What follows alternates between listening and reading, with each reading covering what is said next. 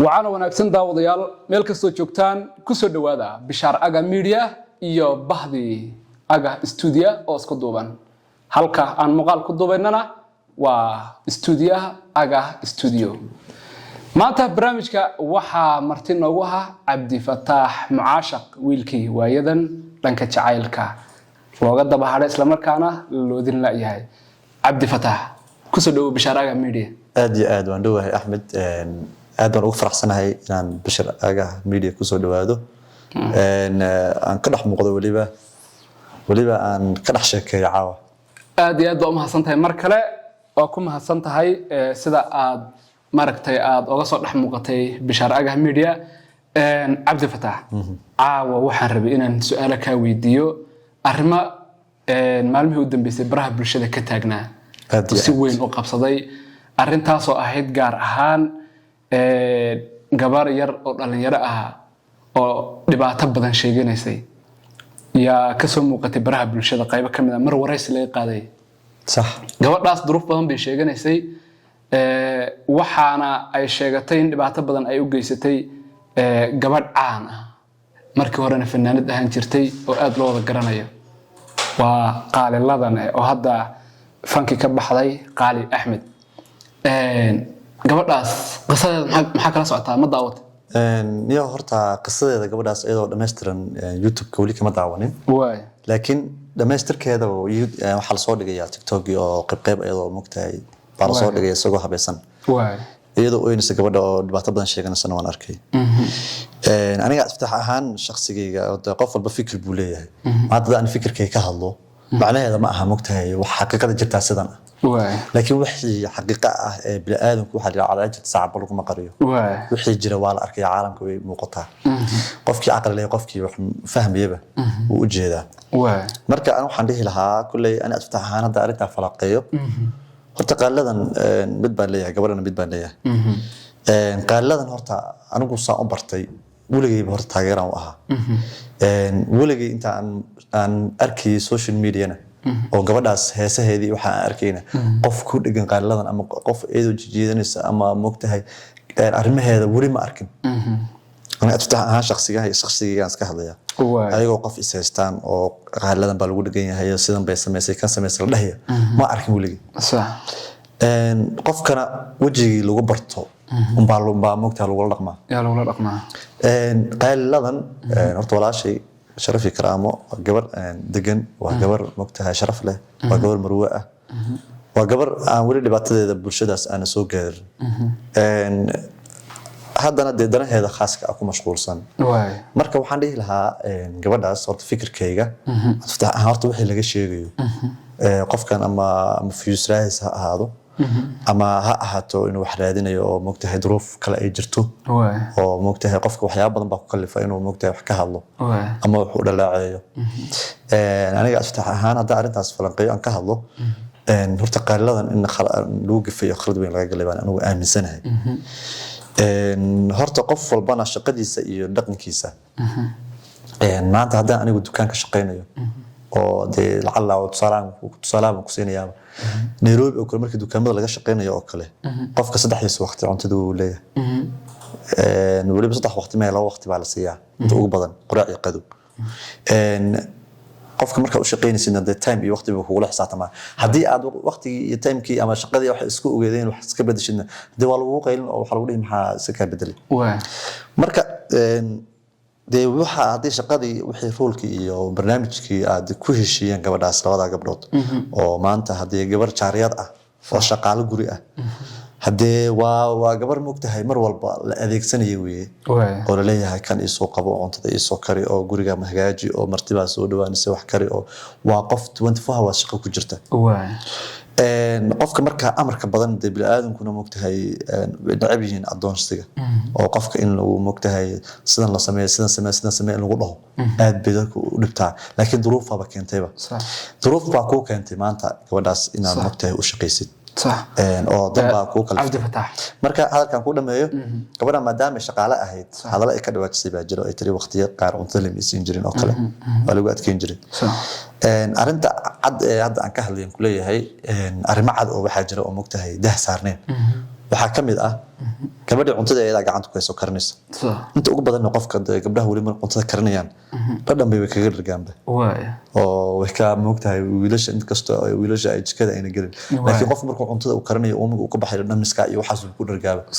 laakiin cunto maanta adiga gacanta ku haysid oo karinaysid oo adigii aad maamulaysid qofna kuma dhahayo hadee uu ma diidi karo ana fikirkayga ahaan hadee marka hadaladeedan waxa ku jira kooda saafilaya aan been sheegayn waqtiyada qaar cuntada waliba adkeyn jiray marka aan waxaan leeyahay fikirkayga fatx ahaan adiga yaa wajaariyad ah oo jikadii ku jiro cuntadii karnay hadii lagu diido xataa ma laba qaad inta diritid luq la gashid oo cunteed Cabdi Fataax gabadha hadalkii ka soo yeeray ee ugu cajiibsanaa ee dadka in badan ka dhaadhici weysay wuxuu ahaa meeshii ay seexanaysay isla markaana joodarigu u yaalay in ay ku sheegtay in kaamirada ku xiran yihiin sax ayna si nafis ah u seexan karin waxayna sheegtay mar walba in ay qaali dhihi jirtay guriga kaamirada ku xiran dharka iskama furi kartid madaxa qaawisanin adoo wax si ka yihiin kaamiradu inay ku qabanin muxuu yahay guriga kaamirada lagu xirayo mid kale gabadha waa gabadh qalbi hadlaysay walow markii dambe ay oohin ku dartay ooyday daacadnimo badanna way ka muuqatay marka gabadhan maxaa ku kalifay in la yiraahdo kaamera guriga ku xiran iyo dharka iskama bixin kartid iyo qofku markuu meeshu seexanayo waxa loo baahan yahay in dharka iska bixiyo oo iska nafiso maadaama qof maanta dhan uu shaqeynaya ahaa arinta ugu muhiimsan ee dadka in badan macnaheedu ka dhaadhicila maskaxdooda ay tahay say kula tahay horta Axmed Garaado horta walaalle waxa jira wax badan oo moogtahay dah saaran oo la rabo dah laga qaado horta qofkan waa qof caan ah waa qof moogtahay bulshada magac ku leh gurigiisa kaamirad baa jiday war qolka musqusha xataa in kaamirad ugu jirto aan waan taamisana oo waxa moogtahay jira weey sababta keentana waxay tahay qofka waa qof is ilaalinaya oo digtoonaan ku jira weey ma aha muhiimadeedu qofka inuu dhibaato kugu sameeyo ma aha inuu wax ka xadiyo kala ma aha laakiin waa wax adiga isku ilaalinaysa oo ku security ku ah qofka security khaas u leeyahay marka security adiga khaaska aad leedahay macnaheedu ma aha xiliyada adiga firaaqada leedahay bil aadan baa tahay 24 hours ana saamisanahay kaamiradaas ma shaqeynayso oo maanta leerkan kaamirada waxay ku shaqeysaa wifi guri baad saxanaysaa ama hawl musqusha kale kaamirada lagu xiraba laakiin guriga oo kala saxanaysid aday kaamirada ku xiran tahay leerka iska dimin kula wada saxanaya habeenkii CC camera oo madow wax ku duubtana wali meel lagu sheegay ma arkin leerka iska dimin kartaa xore u saxan kartaa ilaahay waa isqaawisa daarab cid ku arkaysa male marka adiga oo gurigan hoosta u kaaga xiran yahayba qofta moogtahay hadii leed hadaa dameysa abta guri marba kaamera ku xiran tahay leedid ma jirto hadii mugdi tahay iyo hadii maalin tahay haduu leed shidan yahay horta guri hadii marba kaamera ku xiran tahay adiga shock ba kugu jira kaamirada mar walba inay maartay ku duubi karto marka arinta khalad la sameeyay karo horta mid bay khalad ku ahayn Axmedo waxaan khalad ku ahayn maalinka horta shaqada soo doonaysa qofkan ma wax oo maalinkaas kadib uu ku xirayba oo gadaal u ka keenayba mise waa wax markii waligeed ugu xirnaa meesha laakiin waxa khalad ah in meesha goobto ay kaamirada ku xiran tahay in qofka bini aadamka seexiso oo haddana tiraado dharkaas ka bixinin iyo is ilaali iyo surwaalada ku seexo horta qoftan waa qof shaqaale ah maadaama shaqaale ay tahay anytime waa loo baahan karaa qofkuna xor ma ahaba waa qof saqda dhaxal laga yaaba inuu ilmaha ka soo kaco kale caano u baahato oo kale heblayo dee dhahdo moogtaa iyadoo qaawan waqti ku qaadanaysa inay dharka xirato qof lagu soo boodi karaa oo xanuunsan karo la rabo in la caawiyo marka anytime qofku waa inuu digtoonaado oo isaga gabadha haday gabar tahay ay is ilaaliso laakiin maxaa la dhahaa kaameradana ma ahayn wax aad keentay aaminsanay aniga maalin kadib la bilaabay ma ahayn waxay ahayd wax waligeed ugu xirnay kaamerada guriga maalinka ay soo galisay guriga kaamiradu way ugu xirnay way ku gashay way ogeed maalinka loo sheegay waxay ku tiri guriga kaamiradu leeyahay ma fahantay saas walaale ula socay ku tiri qofka maadaama wixii laga jahil saaray oo raali ku gashay markii hore hadii waxay hadda uga cabataaba khalad waxa jirto oo kale in gabadhu ay sheegatay in iyada shakhsiyan ay wax ka sheegto iyadoo xaajigeeda la joogto ay ku tiraahdo diracaagan wuu urayaa diracaas ka soo bixi dhar kale ma haysatid si jees ay oola hadashay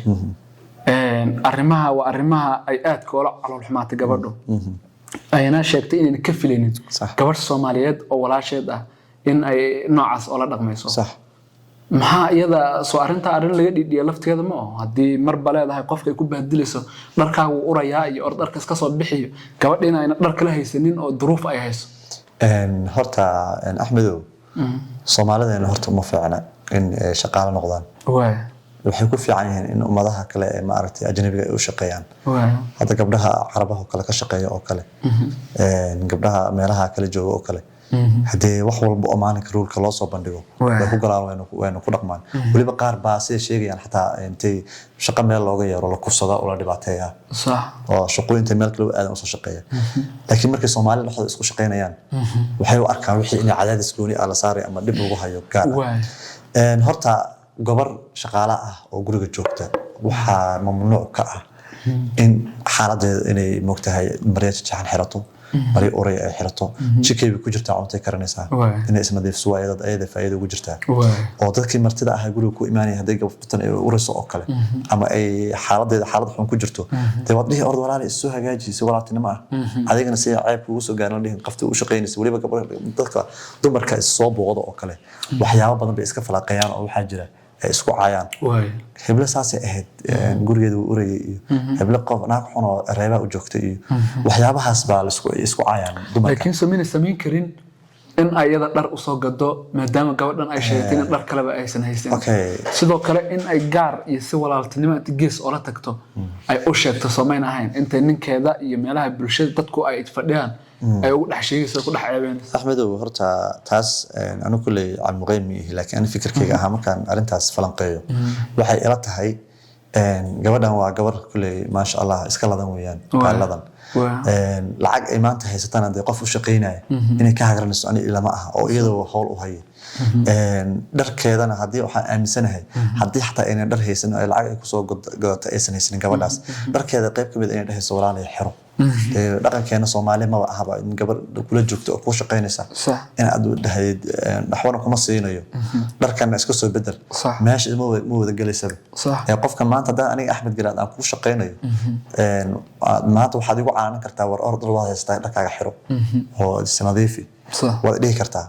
laakiin hadaan maanta waxba adigu ogeynba tay igu macaanin kartid igu dhihi kartid gabadhan maxay ahayd ordo liya dhar soo xir ima dhihi kartid waxa xirta ma haystay maxaa soo xirtaa marka isoo gad baa dhihi kartaa waxaan ku dhihi karaa aniga warniyo dhar xirta ma haystay dhar isii hadii aan xirto marka anu waxa aaminsanahay fikirkayga qof guri isla joogtaan oo waxba wax la'aan aan haynin oo laadan oo dhibaato aysan qabin in aysan idahaynin qoftan waad uraysaa oo dhar soo xiro waa laga yaabaa inaa si waana ah ama dhiirigelin ah ama xataa doonto aan kugu qayliyaba aan ku dhaho oreys nadiif aan ku dhaho oo wax adeeg shakhsi ahaantaada inaad nadiifiso ku fiican weeyaan ma fahanti laakiin fikirkayga kaas anu waxaan dhihi lahaa qof walba aragti buu leeyahay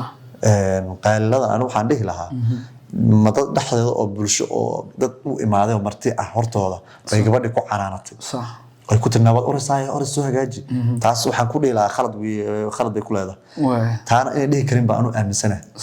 oo qof adiga kugu shaqeynaya adeeba ceeb kugu tahay oo lagu cayn marka anu waxaan aaminsanahay ma laba mid weeye in gabadha ay dad la joogaan ay ku dhaxday oreys hagaaji iyo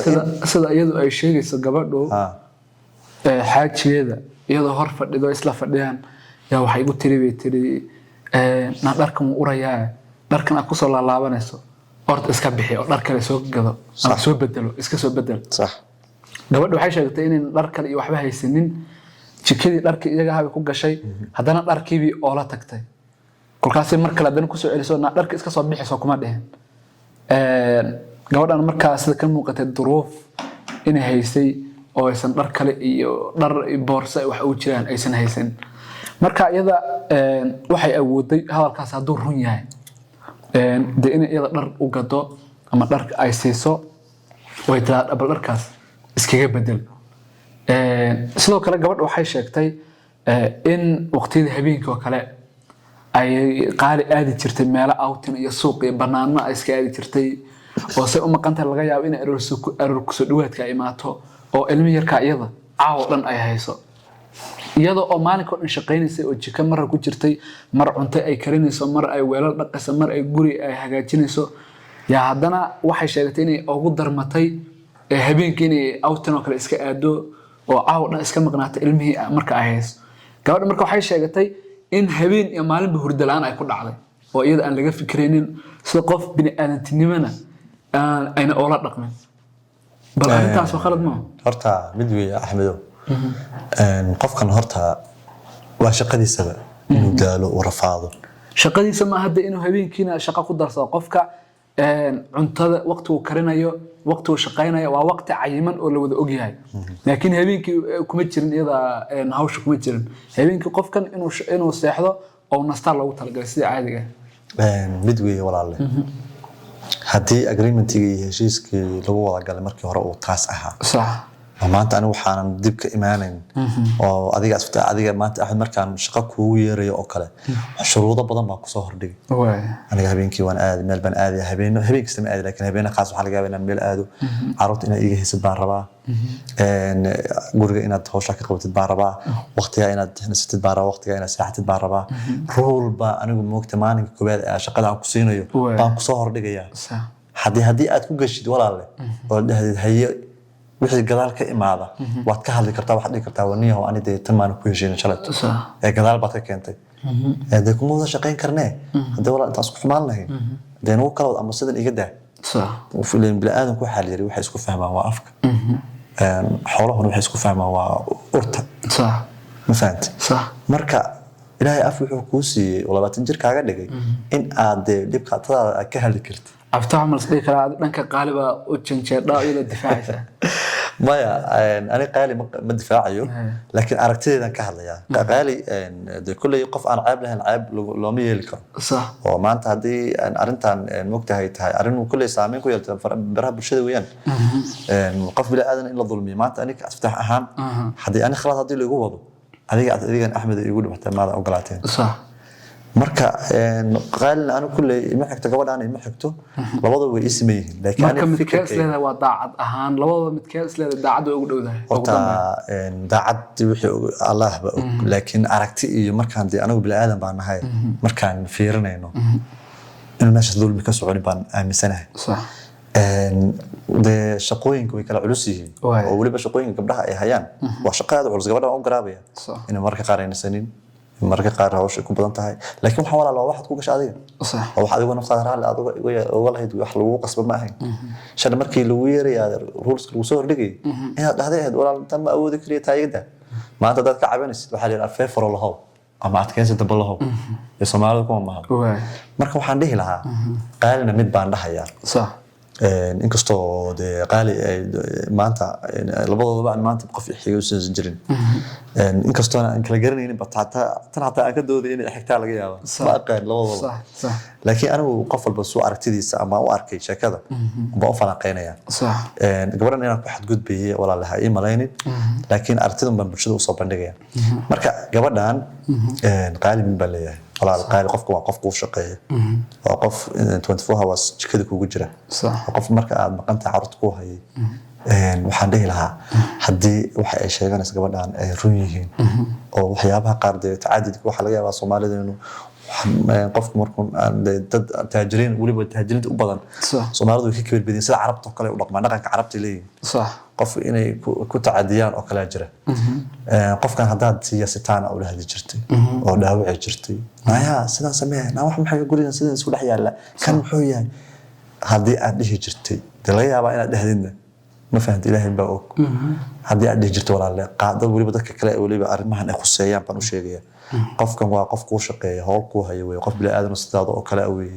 hawsha aad maanta aad qaban lahayn buu ku qabanaya صح inaad u dhimrisid oo hadalada degan oo qabow inaad dhahdid صح oo moogtahay qofkan u naxariistid hawsha uu qabanayo aadan ku saarin aqoon qabateen ku saarin boosas waxa jira shaqooyinka oo kale markii dukaamo oo kale meel badan oo kale ka soo shaqeeyaan markii meel ka shaqeynayso oo kale dad kulkul baa jira oo wixii aad u hagaajinay oo daali oo rafaaday ku qeylnay ku dhahay maxaa wax yar dad qaladid dhahay maxaa soo sameysay si waxaan u dhaxday maxaa soo u dhaxday kan maxay u haaweysay qofka waa bil aadan walaal صح boqol wax buu khaldi صح marka waxaan dhihi lahaa dadka u shaqeeyo loo shaqeeyo walaalayaal dadka u dhimriya oo si degan oo bil aadanimo ah oo naxariis ku dheehan tahay ula hadlo oo ula dhaqmo si uu bari kamaan qofkan una moogtahay dulmi oo kaaga qaadan ama xumaan uu kaaga tagin marka aan gabadha qaaliya waxaan dhihi lahaa waanadaas aan soo gudbiyay iyo inta kale iyada kala ah baan soo gudbinaya hadii yacni arinta ay gabadhaas ka gubatay weeyaan aanu soo aaminsanahay arinta aan bay ka gubatay oo qaylada badan iyo maxaa hawshan u qaban weysay iyo aad shaqadaada si fiican ma qabsanaysid iyo hadaladaas oo kale inay iskaga tuurtaa laga yaabaa ama aanaad shaqaalaha ahayd oo kale waxaas oo kale waa aad qofku dhaawacaysa laakiin qofkan waxa isaga uu soo diyaar garoobay walaal صح waayahay aad iyo aad baa mahadsan tahay Cabdi Fataax dawdayaal intaas ayaan ku soo afmeeraynaa waxay ayd falanqayn kooban oo kaga hadlaynay arrin waayadan dambe baraha bulshada ka soo cusboonaatay isla markaana si weyn la iskula dhexmarayay arrintaas oo gabadh ay duruuf badan haysay sida ka muuqatay ama ay sheegatay ayna ka tabanaysay dhibaatooyin badan qaaliladan oo aad u wada garanaysan isla markaana baraha bulshada caanka ah horeyna fanaanad u ahayd intaas ayaan ku soo afmeeraynaa halka naga daawanaysanna waa Bishaar Agah Media waa anagoo ah bahdi Agah Studio isku duuban sidaas iyo fi amaanillah